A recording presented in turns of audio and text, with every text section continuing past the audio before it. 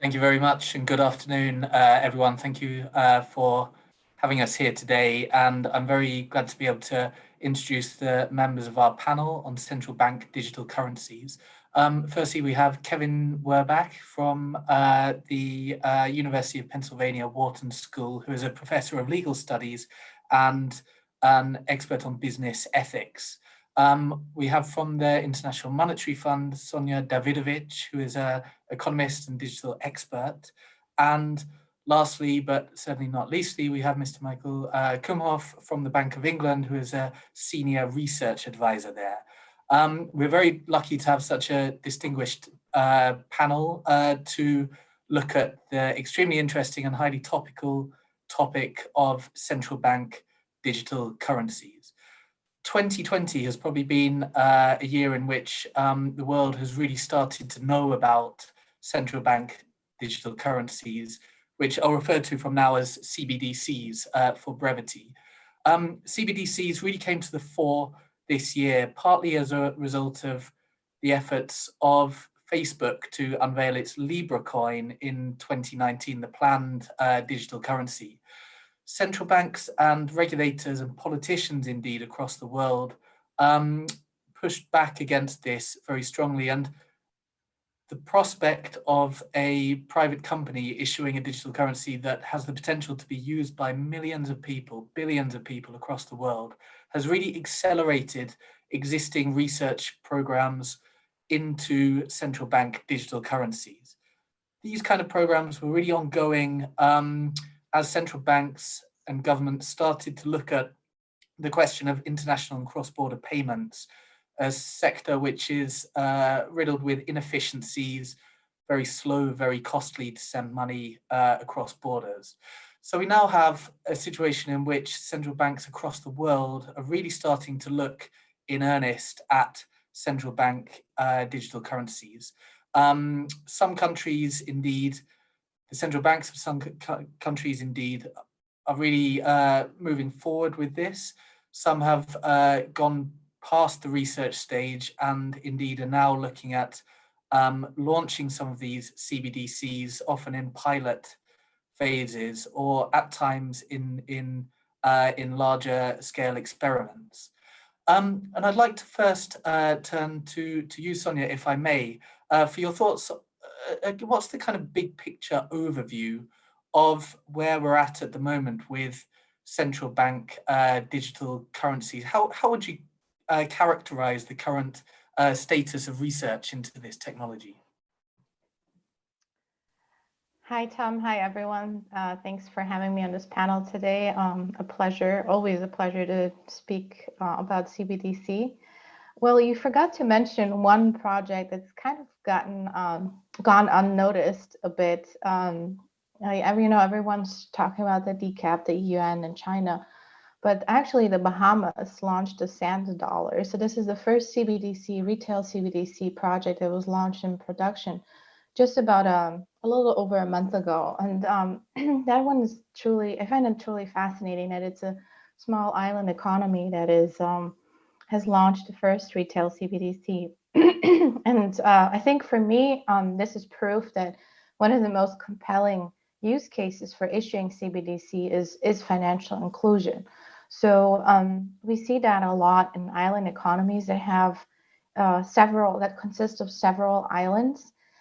They have great difficulties in banking their population because of the remoteness and just the geographical obstacles of serving everyone. Even getting cash to these people is something that has really kind of strengthened the use case, or kind of given it a bit more impetus in terms of issuing a CBDC. And truly, this is an example of how a central bank, a public sector-led initiative, has leapfrogged the country into a new digital finance realm, which I find really fascinating. And so it's important to keep in mind that, yes, everyone was talking about a cashless society, or wanting to increase the efficiency of the payment systems, or defending monetary sovereignty with the rise of global stable coins. You mentioned Libra, but there certainly will be others. But there are also countries like the Bahamas who really have the strong use case of wanting to serve a largely unbanked population. And I think that is something that people often tend to kind of forget when they talk about CBDC. So yes, most of the countries that are experimenting have gone past the research phase. I mean, it depends on really which countries you're looking at. Sweden definitely most active. China even more so, haven't gone really well past the research phase and piloting the yuan in several municipalities and having several use cases. And then, of course, the lesser known projects like the ECCB or the Bahamas that are also well advanced. I mean, Bahamas certainly the first one to launch a retail CBDC. So that's kind of the current landscape that we're looking at. Like, I think that over the next, in the medium term, probably 3 to 5 years, we will see a lot more countries graduating from the research exploration phase to launching something small scale, possibly in production. Mm. Okay, thank you very much for that, Sonia. Kevin, if I may turn to you, I know that you've previously looked in detail at China's digital yuan project. I wondered if you had any thoughts on how this sits with the wider trend that Sonia has described, both from smaller states such as the Bahamas with its sand dollar, also to major economies such as the Eurozone, which are starting to look at issuing their own digital currencies. China's digital yuan project is somewhat more advanced than these other projects in major economies, isn't it? Oh, absolutely. China started research on its what's now called DCEP project in, I believe, 2014, and largely completed about 5 years of R&D work last year, and has now launched it. Sonia's absolutely right. The value proposition of a CBDC depends on the nature of the country. China's obviously very different from the Bahamas. So a country like China is first of all concerned about trying to internationalize the RMB. China would love to make its currency essentially replace the dollar as the essential international unit of currency for cross-border transactions. It would love to replace the SWIFT system for international interbank transfers. China also cares a lot about visibility and control and management of a now massive economy.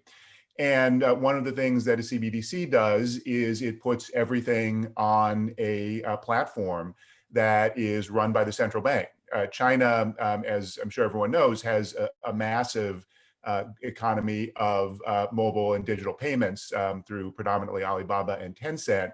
But those are not entirely under the control of central bankers. The central bank required a year or two ago that they put their deposits in non-interest bearing accounts with the central bank so they could have some more control over it.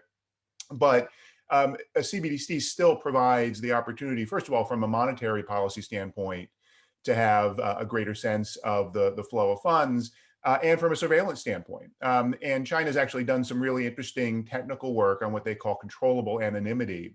And we'll see exactly how this plays out in practice. And certainly the trade-offs that a state like China will make will be very different from the trade-offs that, say, the EU or the United States would make in terms of surveillance. But even in China, they're creating a system where small dollar transactions, the equivalent of things people would use cash for now, can be anonymous. They are all anonymous to the merchant, but those can be not viewed, whereas larger transactions, there's visibility into them.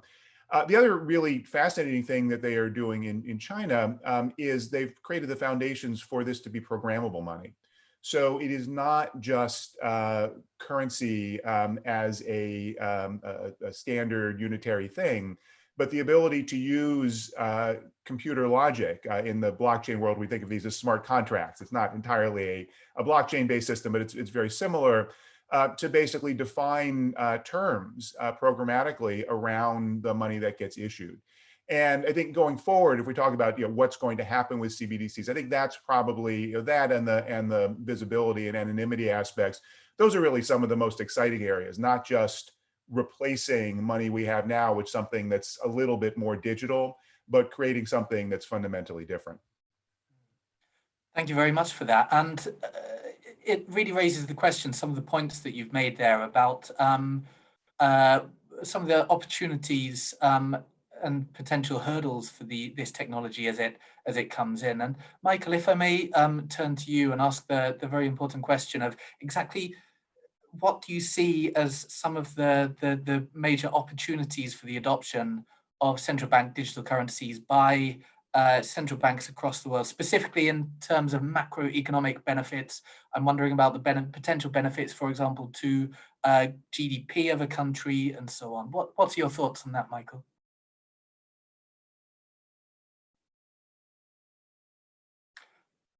Michael, I think you may be on mute still there.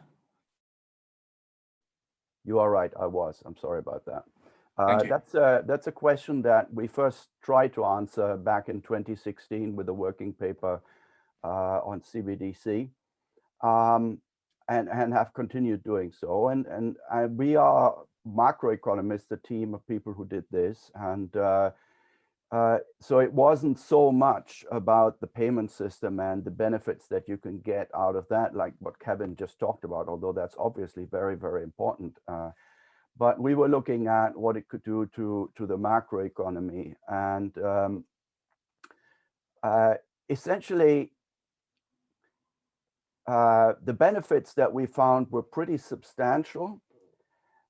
And it turned on the fact that central bank digital currency is central bank money that can be issued basically debt-free, whereas our existing money is commercial bank money. 95+% of our existing money is commercial bank money, and that is created through debts on the other side of banks' balance sheets.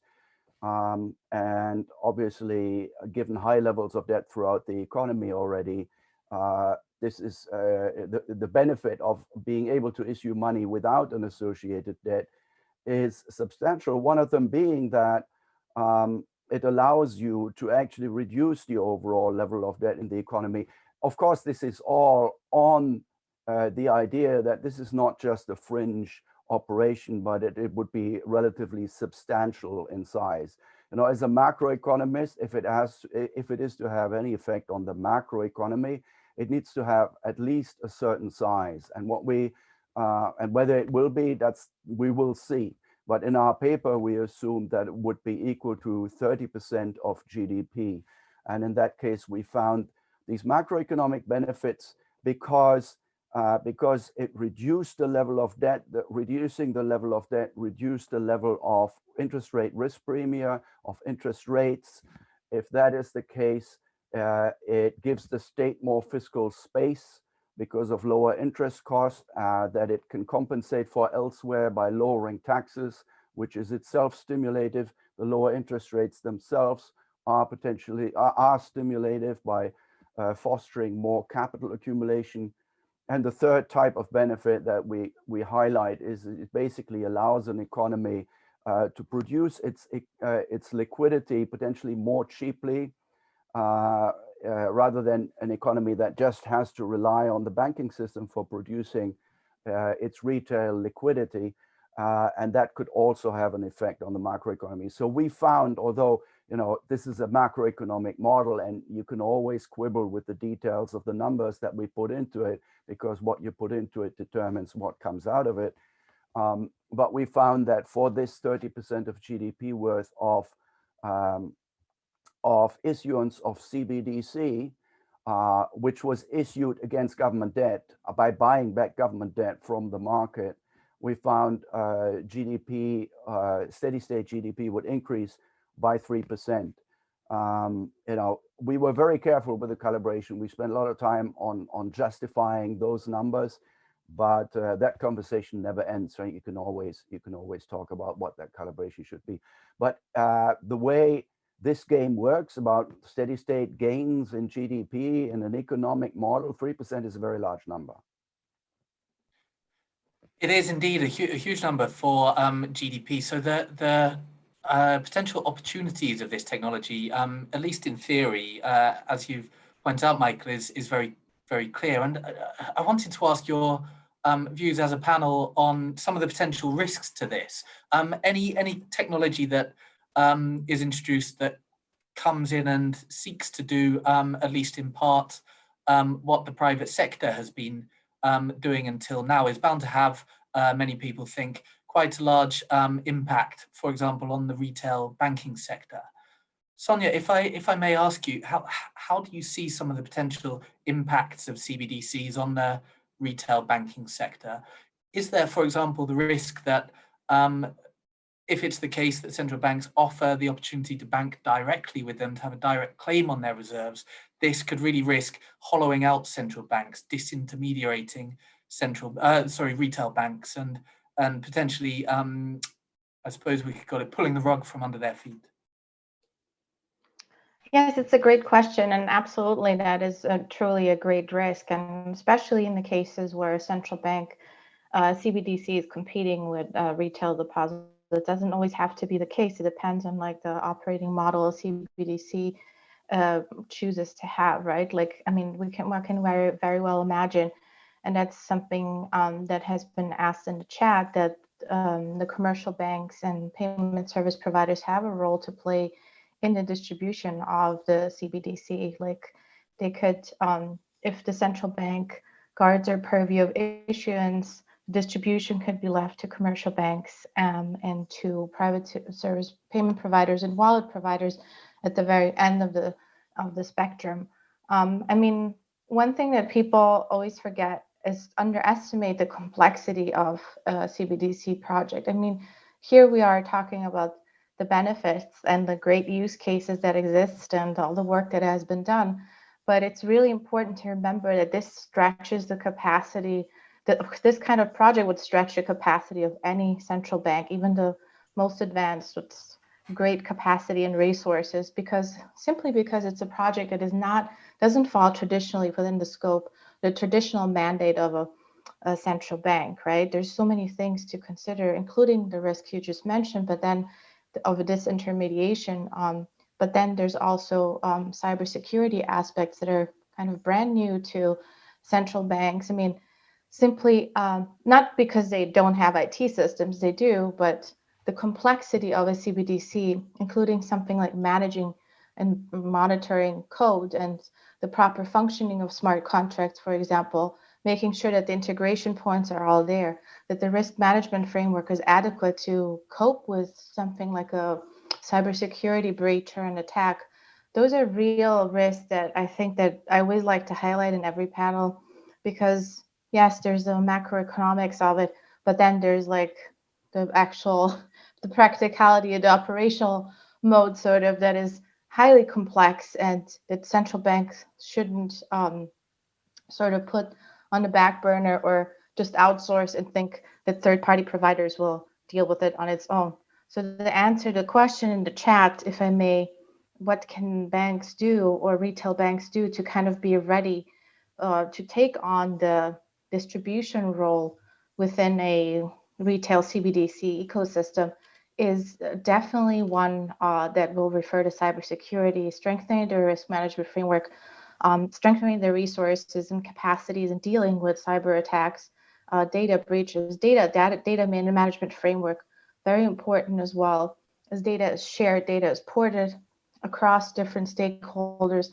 So something that we like to always emphasize is a big and important risk to tackle. And then certainly data privacy, also something that that shouldn't be just left to its own devices.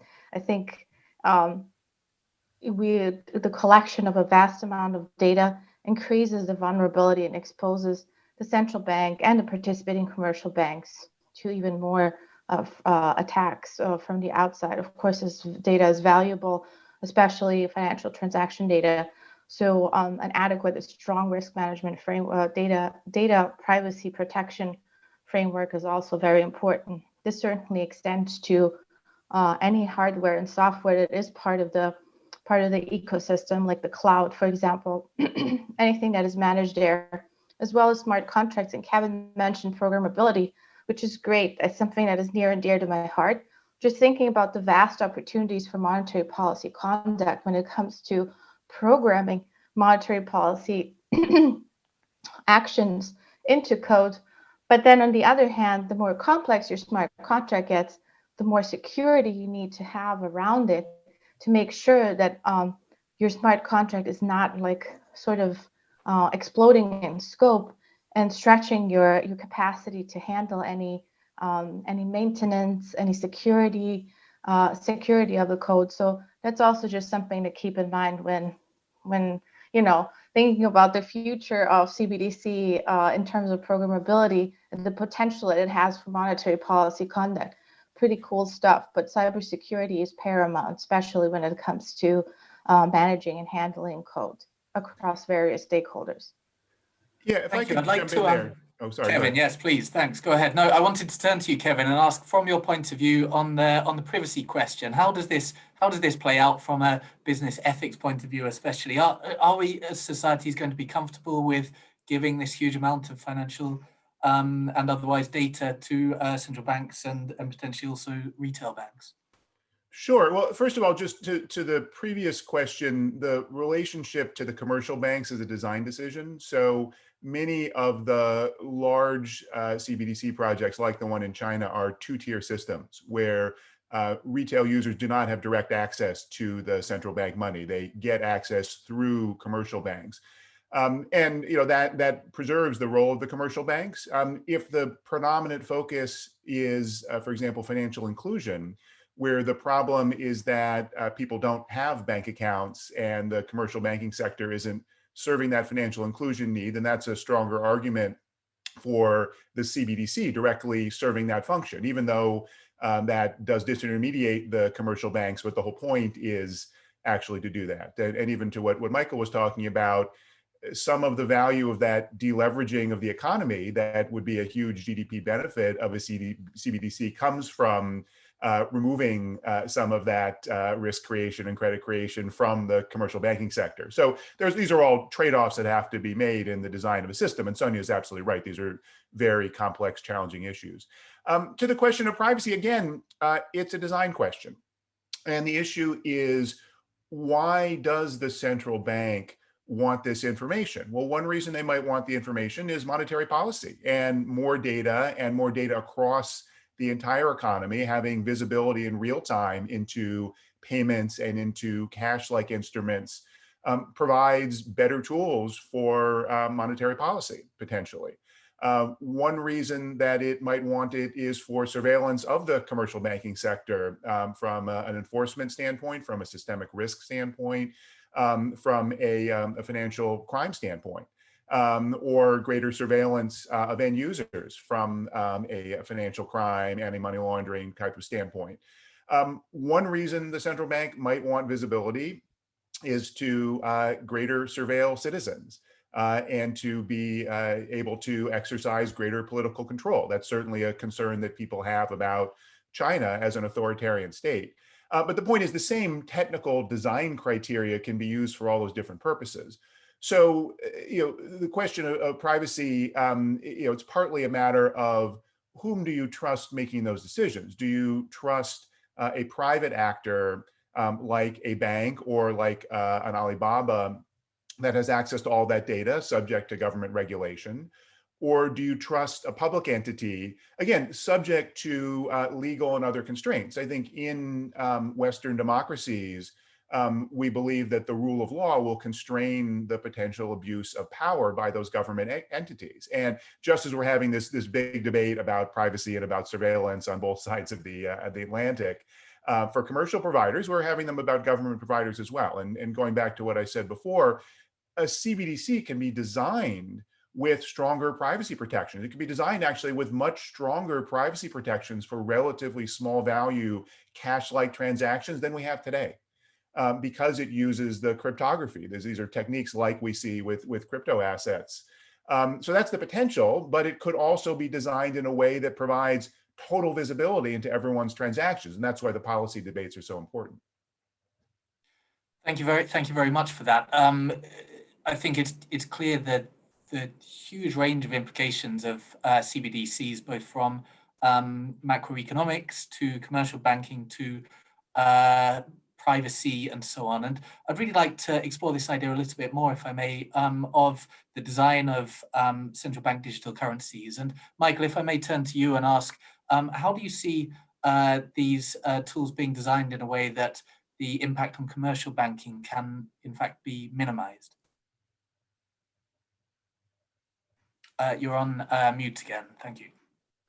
That's still a controversial question that is being actively debated. And I think one thing that you need to start out with is you need to distinguish between, let's say, steady state, when the economy just ticks along, but the banks have to change their business model because there's a new competitor.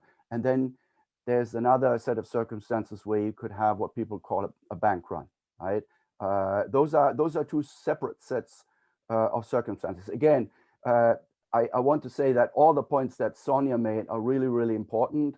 I see mine as completely complementary to that, but I'm the macroeconomist. This is my job, right? And so as far as the steady state is concerned, the business model of the banks would be, they would have to compete with this currency. And as Kevin already said, one way in which this might not be such a big deal is if you have a two-tier system where the banks are actually involved in running this system and therefore are also commercially interested in it. That's in terms of just the deposit taking.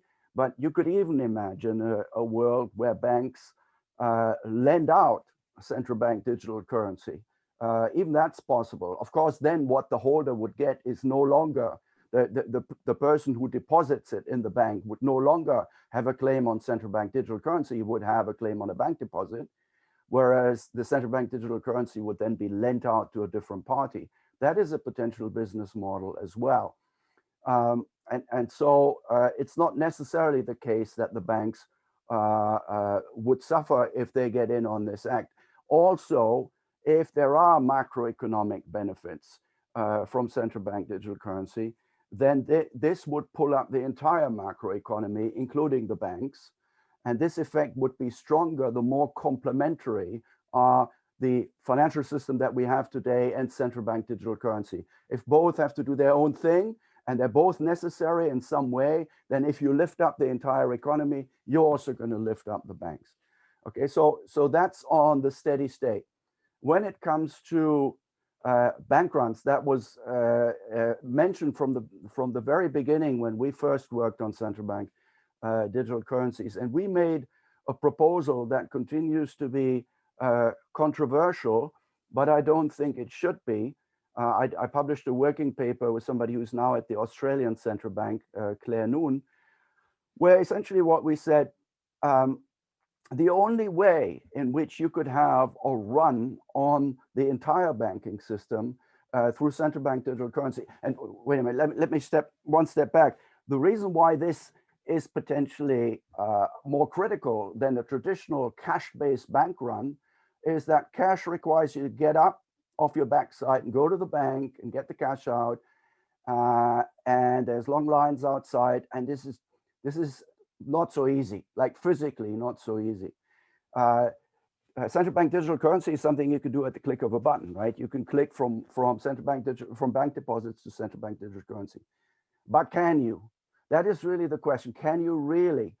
And that depends on the design, because it may well be true that you and I have different preferences and I want more central bank digital currency, but you are happy to give it to me if I give you my bank deposit.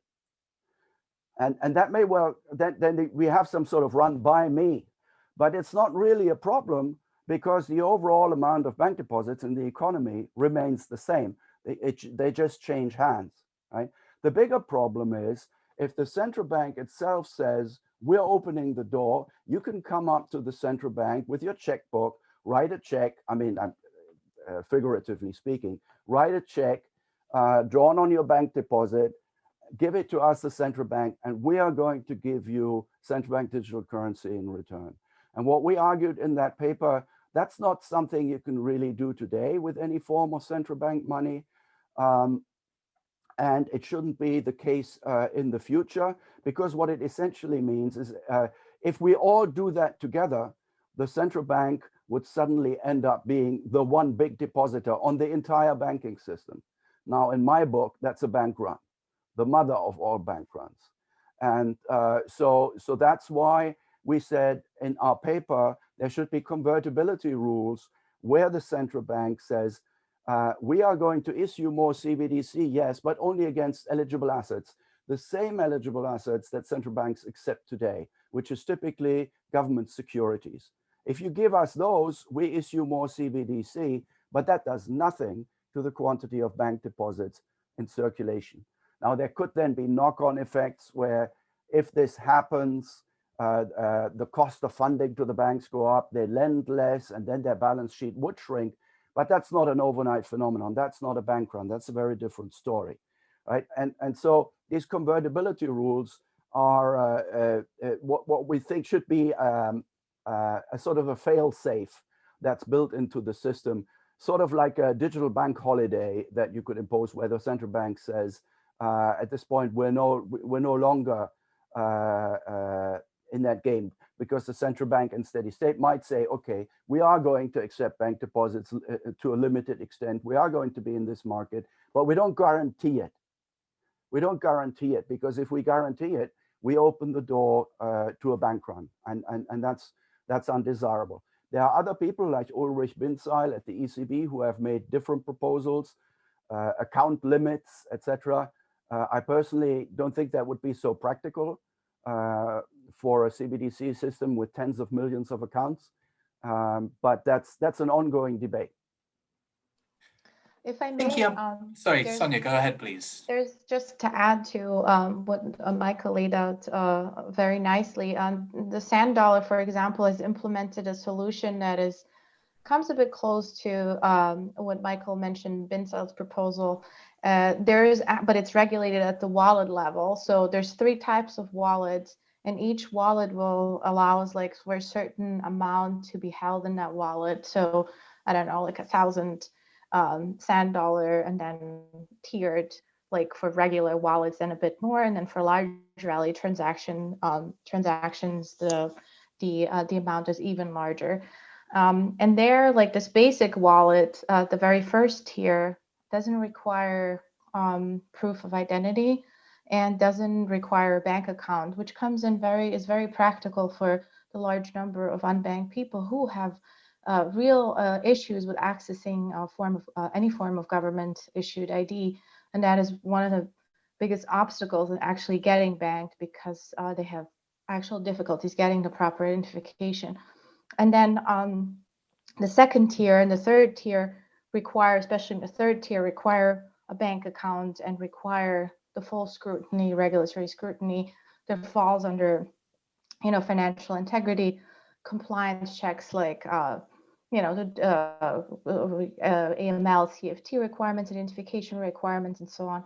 So that's another way to kind of go about solving this intermediation problem. And that goes hand in hand with kind of finding a solution for the identity/data privacy piece that we spoke about, because if you allow for small amounts, and I think Kevin brought that up earlier, if you allow for small amounts to be transacted without identity, comes in very conveniently for a large number of unbanked people. But it's also a problem because any form of digital transaction leaves some kind of trace, right? So even if there's no identity backing up that transaction, it's very easy with the use of machine learning models and algorithms to kind of indirectly figure out who the user or who the recipient or the sender of a specific amount is. So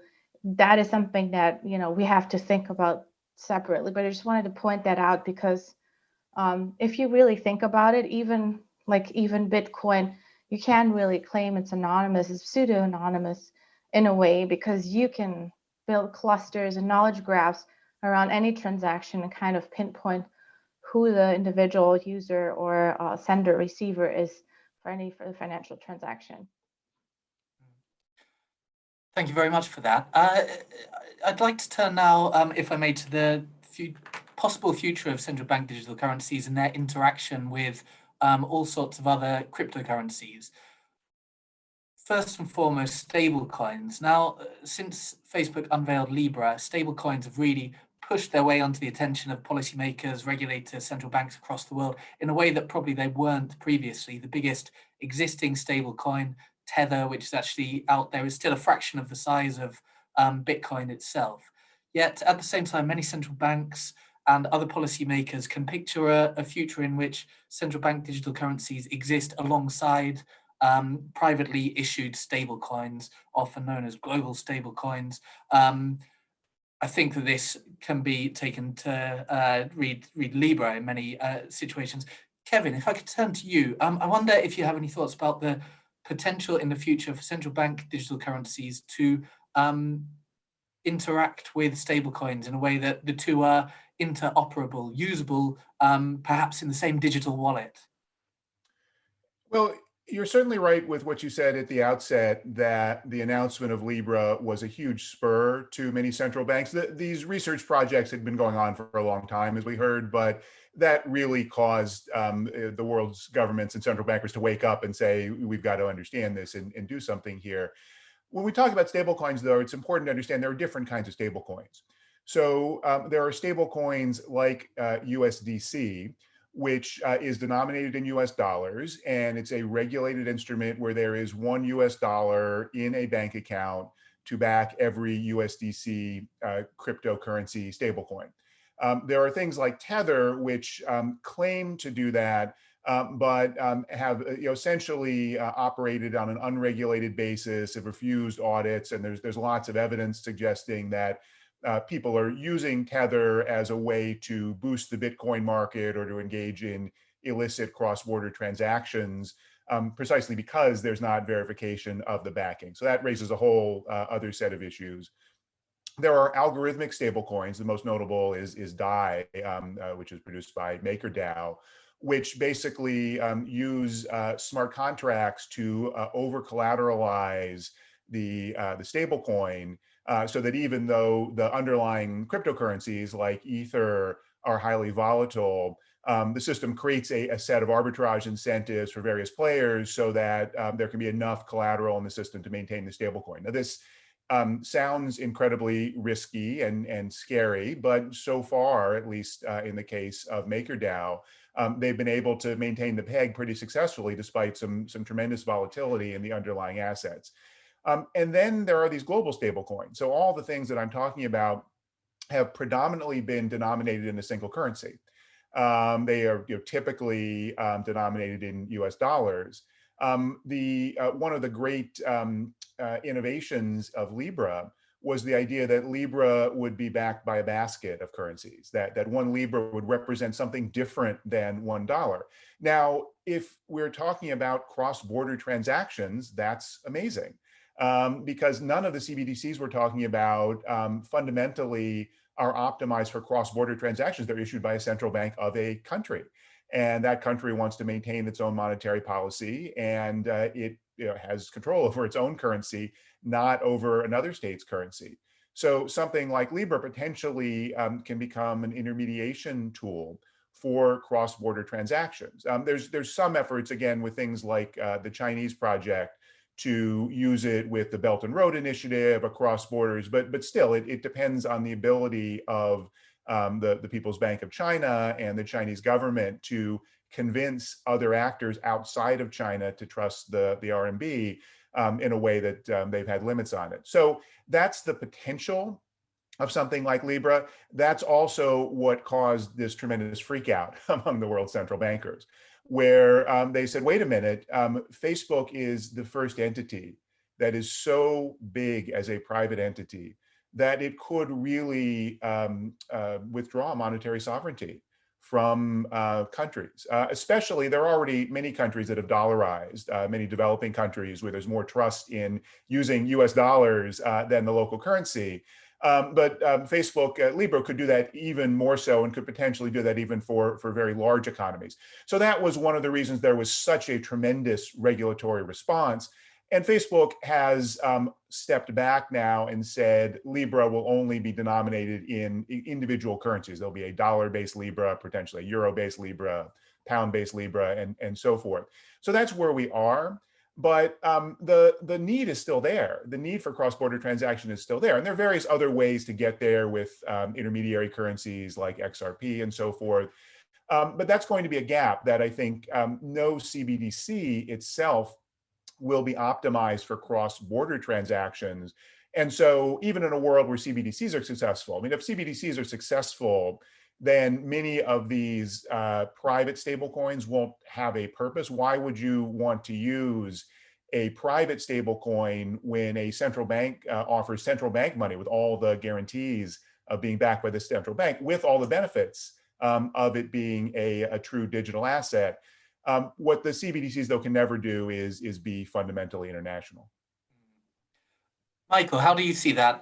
Is it the case that the threat to monetary sovereignty, essentially the threat to mainstream control over money, can simply be preempted by central bank digital currencies? How do you see this threat from global stablecoins such as Libra, which has been pointed out by Kevin and regulators very strongly over the past 18 months or so with regards to Libra? How can this potential threat to monetary sovereignty be quashed? You're on mute again. I work for a central bank, and I'd rather not talk about how this threat can be quashed. Okay, that's not something I want to answer. But there is an issue of monetary sovereignty. The smaller the country, the greater that threat is potentially, because Facebook is, and that consortium is so large relative to the country concerned. And this is not, I mean, there are two issues here. One is a central bank, one is macroeconomic stability and the other one is just money. And I'll talk about macroeconomic stability first.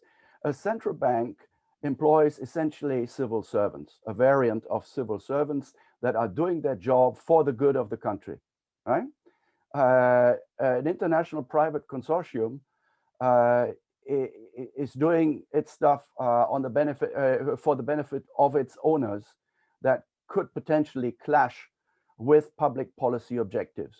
Do you want that? The answer, I think many central banks have implicitly or explicitly given that answer. The other one is money. It's seigniorage. It is an issue that right now isn't so much on the radar screen because interest rates generally are quite low. But imagine a world where interest rates, nominal interest rates, have returned to something like, let's say, 3%. And you have this Libra that pays 0% because a currency has a convenience yield. People are willing to hold a currency not just because of the interest it pays, but because of the convenience that it offers in doing stuff.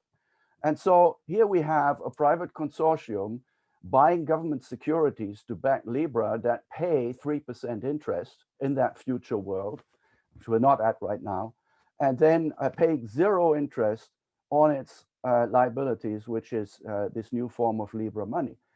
That's a lot of money that we're talking about, that if that same thing was done by a public sector entity, would essentially belong to the taxpayer. We're talking real money here because the amounts involved are potentially gigantic. So that's, again, I think that's a real concern. I also wanted to say something about the benefit of having a multi-currency stablecoin. It's not so clear to me that that is really what you need. If you have all these individual currencies in CBDC form that you could use, then whether an additional currency that is based on multiple currencies that are underlying it, whether that is beneficial to you, depends on your business, your hedging needs, et cetera, et cetera. And you may find it useful, you may not. And even if you find it useful, you can probably create it synthetically in financial markets. So why do you need this multi-currency tool in addition to all the currencies that you already have out there? I just wanted to put that on the record too. Thank you very much for that.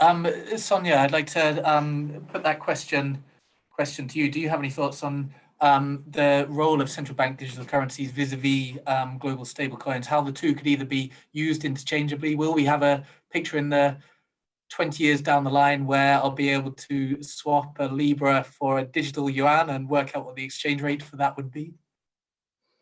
Yeah, of course I have an opinion on that, and I believe that there is a healthy form of collaboration between the two is what I would expect to see in the future. And I really like the BOE paper in that regard, because it's describing exactly what that may look like, right? You will have this central bank providing sort of the base layer, the infrastructure of a central bank digital currency. And think about CBDC not just as a currency, but actually a technology stack, like an entire stack that you can build on, right? So the central bank provides the base layer, sort of the fundamental pieces of that technology stack, and PSP, stablecoin providers, and others can build on top of that infrastructure, and they can hit multiple use cases.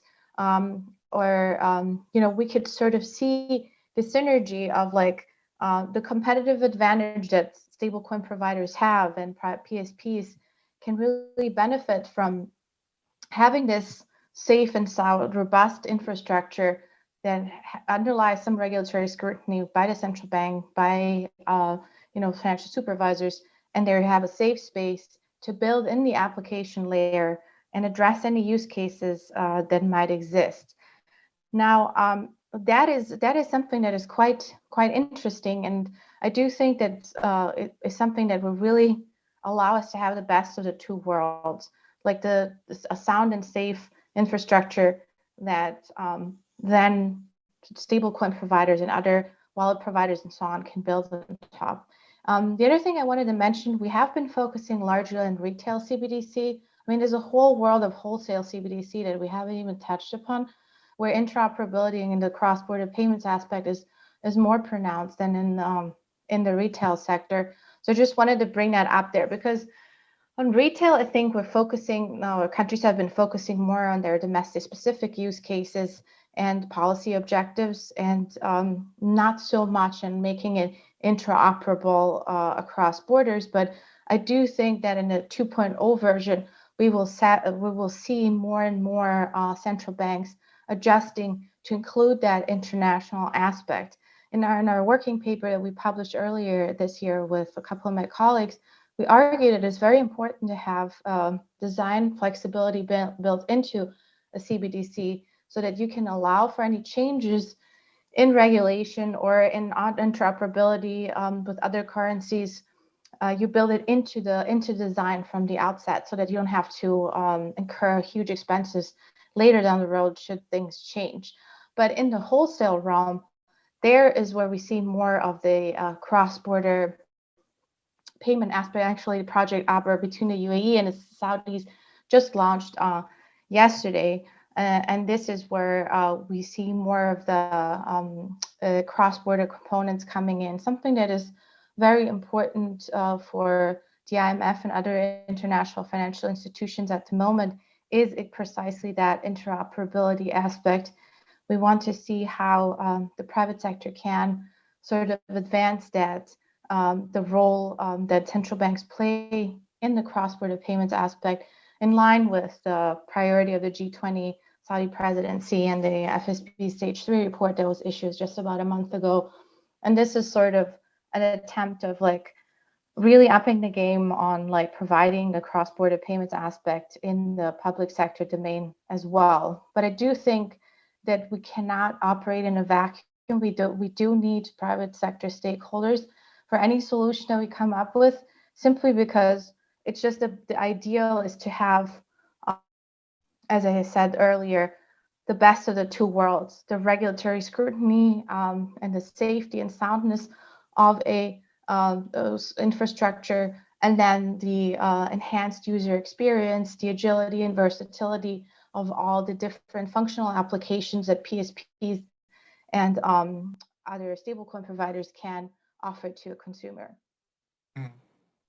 Okay, thank you very much for that. I'm aware we only have a few minutes left, and we've had some really great questions come in, and I'd like to throw a couple of these questions out, if I may, to specific members of the panel, and with regards to time, of course, I'd be grateful for your succinct responses.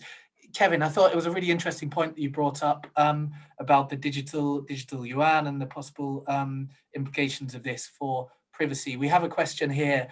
Does the system in China allow for counterparties to a transaction to be de-anonymized by authorities or other powerful parties? They asked, in the West, if we get to central bank digital currencies, can we do better than this? Could there be a situation in which central bank digital currencies essentially allow for anonymous transactions, or would that, never really be allowed by authorities who are bringing these in? So the question is, can we do better and will we do better? And can we do better? Yes. Again, the DCP project in China, we don't know all of the technical details, but they've done some pretty sophisticated work with cryptography to have, again, what is called controllable anonymity. So the counterparty does not know the identity of the party to the transaction, but there's still the opportunity for the necessary visibility for financial surveillance that would typically be required by either commercial banks or central banks.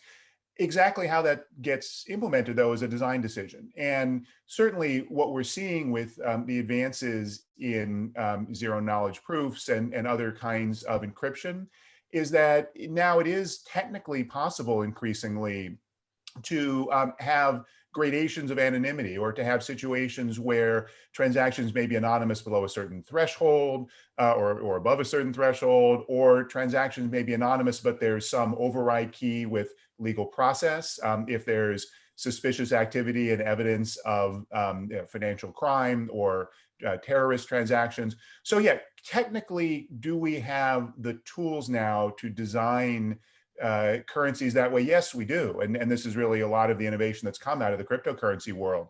I think we have confidence that the Western democracies will adhere to the legal restrictions they put into place in ways that there's concerns about China, just because the party is above the state in China. But then we still have the question about what do those legal requirements look like? And so, yeah, I think this is going to be a great challenge for governments in the world to figure out. There's always a temptation for more surveillance.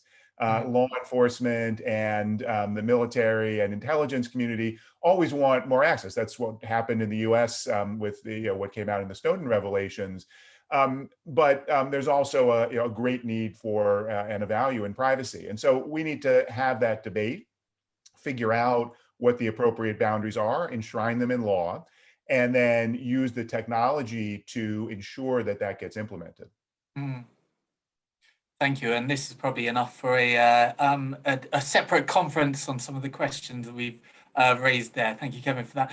Just very quickly, Michael, if I could turn to you, if you're able to field a question about the potential role of retail banking in providing access to central bank digital currencies. Have you looked at this at all? What the actual role for these commercial banks would be in providing access to any future central bank digital currency? Would they have to technically be ready for this? And if so, what would they need to do? Yeah, I think because we don't have very much time, I think I'll just pass on that question because I'm a macroeconomist. The Bank of England has many more people that are working on technical questions of this nature, but I never have. So it's better to pass on to the next question. No problem at all. Thanks very much. Sonia, then in that case, I wonder if you might have any final thoughts on that, indeed, the potential role in the future for commercial banks actually in providing access to central bank digital currencies. Well, I think I hinted at it in an earlier answer that I gave, is that commercial banks will play a role in the distribution and the provision of payment systems in some economies, except, as Kevin pointed out, in economies where the commercial banks are really not performing their function entirely, or maybe where we see a shallow and consolidated financial sector and where the central bank can really step in. Was that your question? Did I answer? Yeah, I think that very much covers many of the points. We're really wondering about the role of retail banks in this, and I think that as you mentioned, you covered lots of these points before. Unfortunately, we've come to the end of our session. I would like to extend a really big thank you to three of you for such a lively and impassioned discussion. It's something that's only going to get more pertinent, I think, in the months and years ahead. So thank you very much for joining us, and thank you to everyone for the questions.